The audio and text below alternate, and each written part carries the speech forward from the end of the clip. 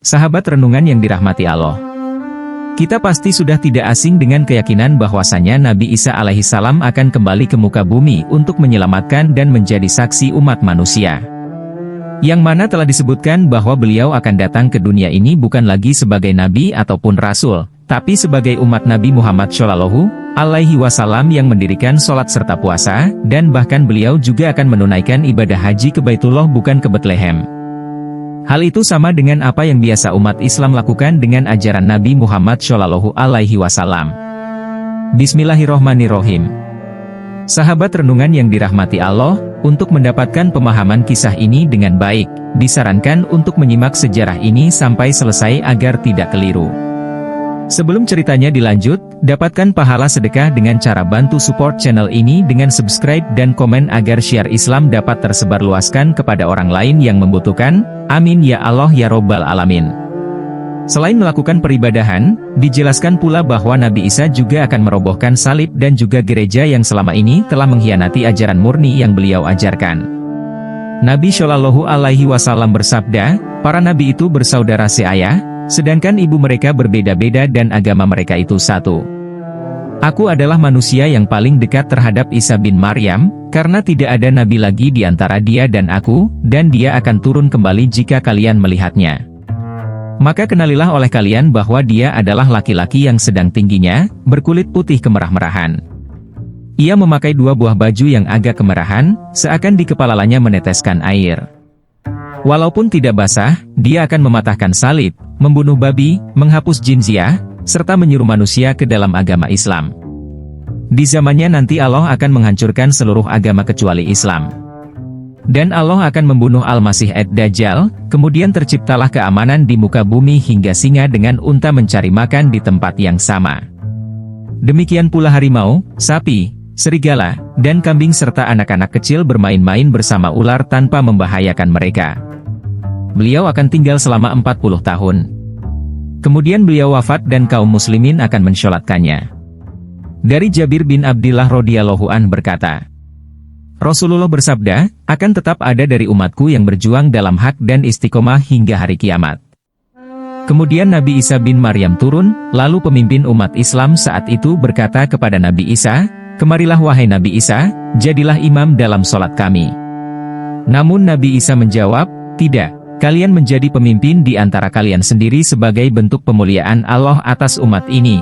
Hadis riwayat Ahmad, Abu Daud, Ibnu Hibban, Al-Hakim dan disyohihkan oleh Az-Zahabi.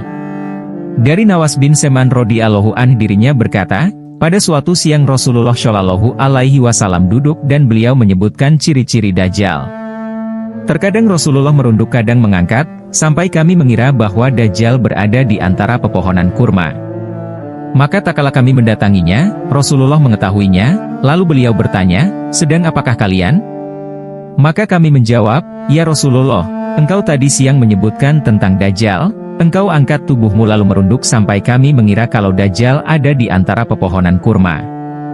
Rasulullah kemudian bersabda, bukan Dajjal yang aku takutkan atas kalian, kalau sekiranya ia keluar dan aku berada di antara kalian, maka cukup bagi kalian aku yang akan menghadapinya. Namun jika dirinya keluar sedangkan aku sudah tiada, maka setiap orang menjadi pelindung bagi dirinya sendiri dan Allah Subhanahu wa Ta'ala sebagai pelindung setiap muslim. Rasulullah Shallallahu Alaihi Wasallam kemudian menyebutkan ciri-ciri Dajjal. Sesungguhnya Dajjal adalah seorang pemuda berambut keriting. Hidungnya masuk ke dalam, seakan-akan aku melihat dirinya mirip dengan Abdul Uzza bin Qothan, maka barang siapa di antara kalian yang menjumpainya, bacakan padanya akhir surat dari Al-Kahfi. Sesungguhnya ia keluar dari tembusan antara Syam dan Irak, maka ia akan merusak setiap yang dilewatinya. Wahai hamba-hamba Allah Subhanahu wa Ta'ala, teguhkanlah kalian pada agama Allah. Kami kemudian bertanya, ya Rasulullah, berapa lama ia tinggal di muka bumi?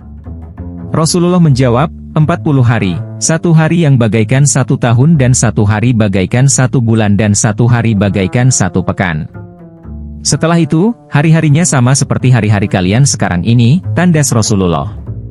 Kami bertanya kembali, ya Rasulullah, 1 hari yang bagaikan 1 tahun apakah cukup bagi kami untuk sholat hanya 1 hari? Rasulullah menjawab, tidak cukup, akan tetapi perkirakanlah waktunya. Ya Rasulullah, Seberapa cepat perjalanan Dajjal di muka bumi? Tanya kami. Rasulullah menjawab, selayaknya mendung yang tertiup angin dan dia mendatangi sebuah kaum kemudian mengajak mereka untuk beriman kepadanya.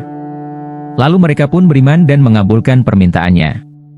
Dirinya lantas memerintahkan kepada langit untuk menurunkan hujan dan bumi agar menumbuhkan tanaman. Maka mereka mendapatkan hasil panen yang banyak, kambing-kambing pun subur mendapati susu yang melimpah dan memenuhi kebutuhan mereka. Setelah itu, Dajjal mendatangi suatu kaum, akan tetapi mereka menolak ucapannya tidak mau beriman padanya, sehingga ia pun pergi meninggalkan mereka. Maka negeri tersebut menjadi kering kerontang, tandus tidak ada harta lagi yang tersisa di tangan mereka. Kemudian Dajjal melewati sebuah reruntuhan, lantas ia berkata kepadanya, keluarkanlah harta karunmu. Maka keluarlah harta karun yang sangat banyak bagaikan buah kurma yang bergelantungan di pepohonan. Selanjutnya Dajjal mengajak seorang pemuda untuk beriman kepadanya. Akan tetapi pemuda tersebut enggan, maka ia memenggal tubuhnya dengan pedang. Tubuhnya dipotong menjadi dua bagian lalu dilempar sejauh mata memandang. Kemudian pemuda tersebut dihidupkan dan didatangkan kembali ke dahapan si Dajjal. Pemuda tersebut datang dengan wajah yang berseri dan tersenyum. Manakala Dajjal dalam kondisi seperti itu, lalu Allah menurunkan Nabi Isa. Nabi Isa. Beliau turun di menara putih Damaskus di antara dua kain kuning. Tangannya bergelayut di antara sayap dua malaikat, apabila ia menundukkan kepalanya seolah rambutnya menetes padahal tidak basah. Jika beliau mengangkat kepalanya air bercucuran seperti mutiara. Tidak halal bagi orang kafir yang mendapati aromanya, melainkan orang kafir itu pasti akan mati. Aroma Nabi Isa tercium sejauh mata memandang. Kemudian Nabi Isa akan mencari Dajjal sampai akhirnya berjumpa di pintu Lut, kemudian Nabi Isa membunuhnya. Setelah itu Nabi Isa mendatangi sebuah kaum yang Allah Subhanahu wa Ta'ala menjaga mereka dari keganasan Dajjal. Nabi Isa datang lalu mengusap wajah mereka satu persatu seraya beliau memberi kabar gembira dengan kedudukan yang tinggi di surga. Kelak ketika mereka sedang bercengkrama seperti itu, tiba-tiba Allah menurunkan wahyu kepada Nabi Isa, aku telah membiarkan hamba-hambaku untuk keluar. Mereka adalah kaum yang tidak ada seorang pun yang sanggup menandinginya. Bawalah orang-orang yang ada bersamamu ke Bukit Tur. Maka Allah Subhanahu wa Ta'ala mengutus Yakjud dan Makjud. Mereka turun dengan cepat dari tempat-tempat yang tinggi. Rombongan pertama di antara mereka melewati sebuah danau Kobariyah, mereka meminum air yang ada di dalamnya. Kemudian lewatlah sekelompok yang belakangan. Tatkala mendapati airnya telah habis, mereka berkata, sungguh dulu di sini ada air. Kemudian mereka mengepung Nabi Isa alaihissalam beserta para sahabatnya sampai kepala sapi pada waktu itu lebih baik daripada 100 dinar sekarang ini. Nabi Isa alaihissalam beserta para sahabatnya kemudian berdoa kepada Allah Subhanahu wa Ta'ala. Maka Allah mengutus seekor binatang pada kaum tersebut yang sanggup membunuh mereka dengan cepat, sehingga mereka semua meninggal dalam sekejap. Kemudian Nabi Isa alaihissalam beserta para sahabatnya turun dari gunung tersebut. Maka tidak didapati sejengkal tanah pun melainkan penuh dengan mayat serta bau busuk yang menyengat. Lalu Nabi Isa berdoa kepada Allah, kemudian Allah Subhanahu wa Ta'ala mengutus seekor burung yang berleher panjang, membawa mayat dan membuangnya sesuai apa yang Allah perintahkan.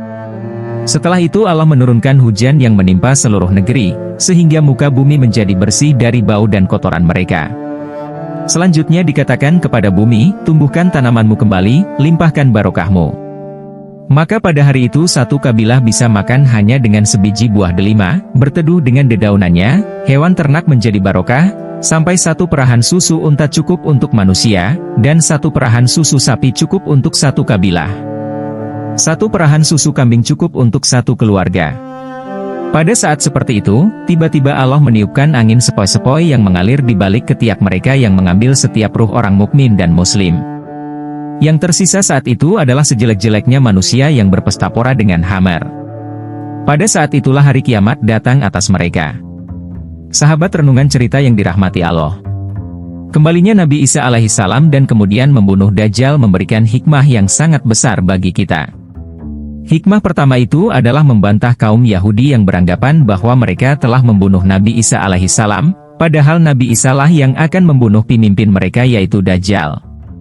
Yang kedua, Sesungguhnya Nabi Isa alaihissalam mendapatkan di dalam Injil tentang keutamaan umat Nabi Muhammad Shallallahu alaihi wasallam.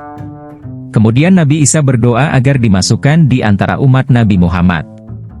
Lalu Allah Ta'ala mengabulkan doa beliau dengan turun pada akhir zaman sampai ia menjadi mujadid atau pembaharu agama Islam. Sahabat renungan yang dirahmati Allah. Selain hikmah yang disebutkan itu, apakah ada hikmah lain yang bisa diambil dari kembalinya Nabi Isa ke dunia? Mari sharing di kolom komentar.